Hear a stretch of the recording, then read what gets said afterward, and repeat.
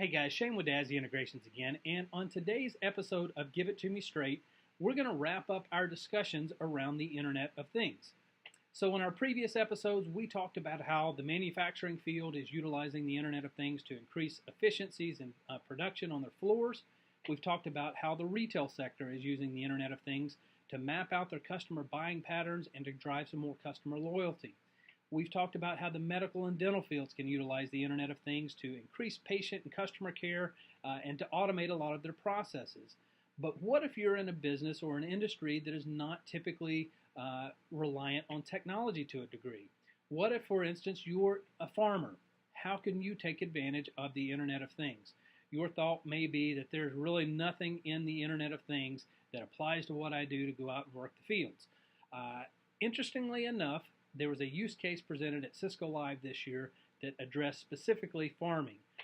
So most of us are aware of the fact that pesticides are something that everyone's been a little more concerned about and wanting to limit in terms of the use of those in crops and specifically food items that we consume. So one of the alternatives to using pesticides has been discovered that you can use pheromones specific to the insects that are going to be attacking the crops. Why can't you just go out and mass spray pheromones on the crops? Well, it becomes very, very expensive to do so.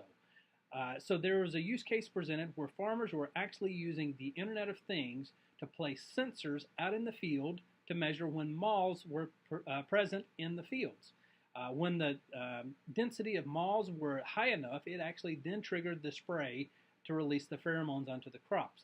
That way, it was not wasting the pheromones, it was applying it in a smart manner, in an efficient manner, to basically conserve costs, but drive the same results. So there's a perfect example of how a non-traditional technology-reliant based industry can utilize technology to reduce expenses and drive better results.